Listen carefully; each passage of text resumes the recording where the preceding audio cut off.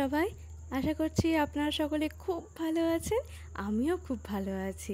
আজকের ব্লগটা শুরু করেছি একদম রান্নাবান্না দিয়ে। আজকে বাড়িতে কিছু অতিথি আসবে, সেই কারণে রান্নাবান্নার এত তোড়জোড়। চলুন আজকে আমার রান্নাবান্নার ব্লগটাই আপনাদের সাথে শেয়ার করি। আর আমার এই রান্নাবান্না কেমন লাগলো অবশ্যই কিন্তু কমেন্ট করে জানাবেন। আর জানেন তো, রান্না করতে কিন্তু আমি ভীষণ ভালোবাসি, কিন্তু অবশ্য ওই একটু কম বেশি কিছু হলেও হতে পারে, তবে সেটাকে খারাপ বললে চলবে না।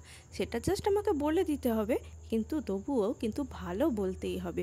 ভালো বললে কেমন একটা এনার্জি পায়, কেমন মনে হয় যেন অনেকটা জোর পেলাম আরও সুন্দর সুন্দর রান্না। কলমি শাকটা কেটে ফ্রিজে রেখে দিয়েছিলাম গতকাল রাত্রেবেলায়। সকালে তো তাড়াহুড়ো থাকবে তার জন্য। আর কি অবস্থা হয়েছে দেখুন, সে একদম বরফের টুকরোর মতন ক্ষণ ক্ষণ করছে, দেখে বেশ ভালো লাগলো। আর তার সঙ্গে গাছ থেকে একটা বেগুন তুলে এনেছি, কারণ এই কটা কলমি শাকে তো কিছু হবে না। যদিও এগুলো দেশি কলমি, তার জন্য ডাঁটেই বেশি। পাতাগুলো সবই ফেলে দিয়েছি, কেমন পোকা পোকা লাগছিল। আর এই বর্ষাকালে শাক খেতে গেলে খুবই পরিষ্কার পরিচ্ছন্নভাবে ধুয়ে দেখে শুনে নিতে হয়, কারণ পোকামাকড় থাকে। তার উপর আবার মাঠ থেকে তুলে আনা এই কলমি শাক, জোঁক যে থাকবে না তাও আবার কিন্তু বলা যায় না। আর জোঁক হচ্ছে এমন একটা প্রাণী যাকে আপনি ছোট্ট অবস্থায় তো দেখতেই পাবেন না, কাদার কুচো মনে হবে। আর বড় হওয়ার পর, মানে রক্ত খাওয়ার পর সে যে কী অবস্থা হয়, কি কেমন লাগে বলুন তো। কথাটা বলছি যখন, তখনই যেন কেমন গা খিনখিন করছে। আর এই বর্ষাকালে জানেন তো, গ্রামগঞ্জের হাটে ঘাটে প্রচুর পরিমাণে জোঁক হয়। ছিনে জোঁক, মানে ঝরে যদি একবার নেয় সে তো ছাড়বেও না, রক্ত খেয়ে একবারে তারপর ছাড়বে। আচ্ছা, তো রান্নাবান্নাতে অনেক কিছু আছে। হয়েছিল 3 রকমের ভাজা, তার মধ্যে ছিল কুমড়ো ভাজা, সরি 3 রকম না, 4 রকম। ওই যে কলমি শাক ভাজাটা ছিল, আর ছিল বেগুন ভাজা, আর ছিল কাঁকরোল ভাজা। আর তারপরে করেছিলাম মাছের মাথা দিয়ে মুগের ডাল। তবে মুগের ডালটা একটু পাতলা হয়ে গেছিলো, দেখেই বোঝা যাচ্ছে। আর আমার বাটিটাও না একটু ছোট হয়ে গেছে, মানে এতটা ডাল তো ঢালতে গিয়ে দেখি বাটিটা ছোট হয়ে গেছে। যাই হোক, পরে আবার ডালটাকে আরেকটু ফুটিয়ে নিয়েছিলাম, আর তারপর দুটো বাটিতে ভাগ করে রেখে দিয়েছিলাম। বড় বাটিতে একবারে রাখার থেকে ওই দুটো বাটিতে ভাগ করে রাখলে বাপু নিশ্চিন্তি হয়ে থাকা যায়। সকালবেলাতে অমিত এই ভাজাভুজি আর ডাল দিয়েই ভাত খেয়ে নিয়েছিল, কারণ এত রান্না সব কিছু কিন্তু আমার হয়ে ওঠেনি। আর এখন বসিয়ে দিয়েছি চিংড়ি মাছ। চিংড়ি মাছটা ভাজতে বসিয়েছি। চিংড়ি মাছটা ভাজতে দেওয়ার পরেই তেলের মধ্যে প্রচুর জল বেরিয়ে গিয়েছিলো, জানেন তো। আর তারপর সেই জলটা শুকাতে গিয়ে কড়াইটা এরকম পুড়ে গেছে। চিংড়ি মাছ ভাজলে আবার একটু এরকম হয়, তার জন্য ভয় পাওয়ার কিছু নেই। যারা নতুন নতুন রান্না করছো তাদের জন্য বলছি কিন্তু।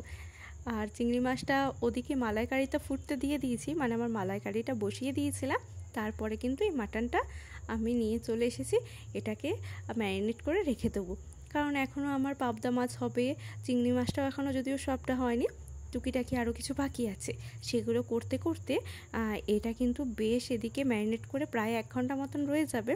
আর তারপরে এই মাংসটা বসিয়ে দেবো। চিকেন করতেও জানেন তো আমার প্রায় 1 ঘন্টা সময় লেগে যায়, কারণ কষাতে কষাতেই পুরো সেদ্ধ করি, তারপরে তাতে হালকা করে একটু জল দিই। চিকেনটা আবার ঝোল ঝোল ভালো লাগে না, আর মাটনটা একটু ঝোল না হলেও হয় না। আর এটাকে আমি ম্যারিনেশন করেছি একটু টক দই, তার সাথে দিয়েছি মাংসতে যা যা মশলাটা দেয় আর কি, মানে পেঁয়াজ, আদা, রসুন, টমেটো সব কিছু পেস্ট করে কিন্তু দিয়ে দিয়েছি। আর তার সাথে ওই একটু মিট মশলা, গোলমরিচ গুঁড়ো, আর দিয়েছি একটু লবণ, একটু সরিষার তেল, সব কিছু দিয়ে কিন্তু ভালো করে ম্যারিনেট করে রেখে দিয়েছিলাম প্রায় 1 ঘন্টা। আর এই টক দইটা দেওয়াতে জানেন তো মাংসটা খুব সুন্দর সেদ্ধ হয়েছিল। আর হলুদ আর লঙ্কা গুঁড়োর কথাটা তো বলতেই ভুলে গেছি।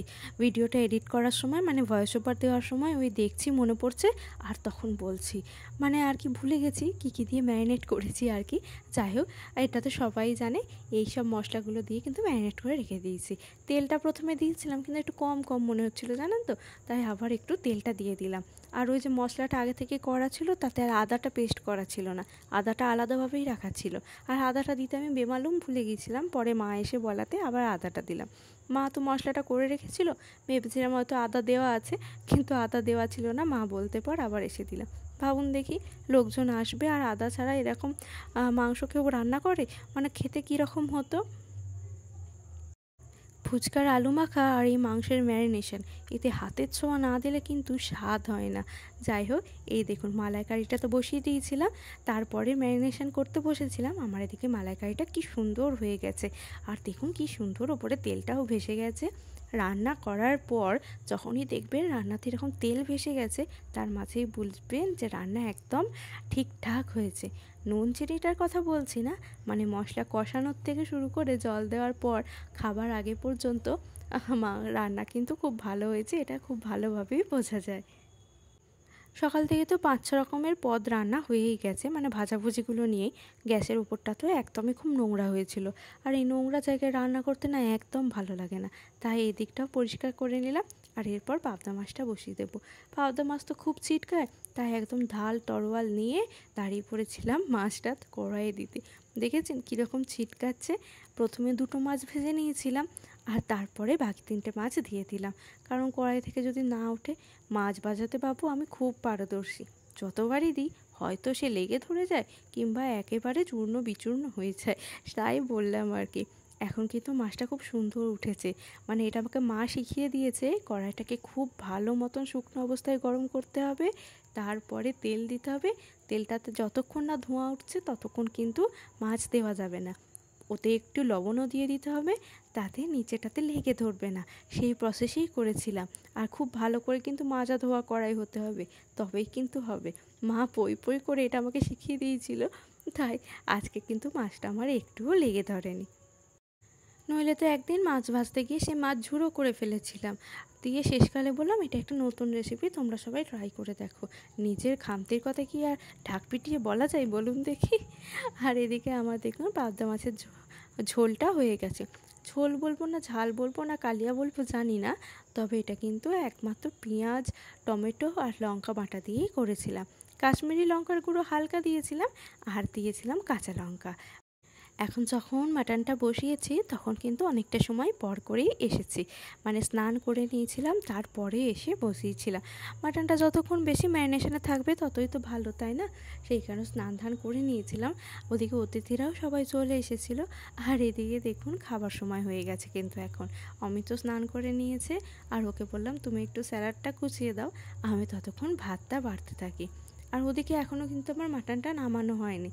ঘড়ির কাঁটায় বাজে এখন প্রায় 1:30টা মতন। মাটনটা হতে প্রায় 1.5 ঘন্টা সময় লেগেছে, কারণ গ্যাসে বসানো ছিল, একদম ভিট করে হচ্ছিল, মানে আঁচটা খুবই কম দিয়েছিলাম, কোনো প্রেশার কুকারে কিন্তু দিইনি। মাটনটা পুরোটাই কড়াইয়ে সিদ্ধ হয়েছে। দেখুন তো ঝোলটা কি সুন্দর হয়েছে, ওপরে একদম তেলটা ভেসে গেছে। আবার আমার শাশুড়ি মায়ের কথায় মাটনে নাকি একটু ঘি দিতে হয়, সেটা আবার নাকি আমার দিদি শাশুড়ি বলে গিয়েছিলেন, তো সেই কারণে আবার একটু ঘিও দেওয়া হয়েছে। আর তেল তো পড়েছে, তার উপরে আছে মাটনের চর্বি, মানে ভাবতে পারছেন কোলেস্টেরল একদম ভর ভর কে ইসমে হ্যাঁ। আমি এদিকে সমস্ত কিছু থালা সাজাতে শুরু করে দিয়েছি। একটা একটা করে দিতে বেশ অনেকক্ষণই সময় লেগেছিল জানেন। ওদিকে তখনও কিন্তু আমি গ্যাসের ফ্লেমটা অফ করিনি। এটা এখানে থাকুক, ভাত টাত সব তোলা হোক, সবাইকে ধরে দিয়ে এসেছি, মানে সবাই খেতে বসে পড়েছে। আর এরপরে আমি এই যে মাটনটা তুলছি, ওনারা ওই সব কিছু দিয়ে খাক, তারপরে মাটনটা আমি নিয়ে যাব। ততক্ষণে একটু সুসিদ্ধ হয়ে গেলে নরম হলে খেতে বেশ ভালোই লাগবে। তাহলে আজকে আমার রান্নাবাড়ি কেমন লাগলো কমেন্ট করে জানাবেন। আজকের মতন আসি, সবাই ভালো থাকবেন, সুস্থ থাকবেন, আবার দেখা হবে নতুন কোনো একটি ব্লগে। টাটা।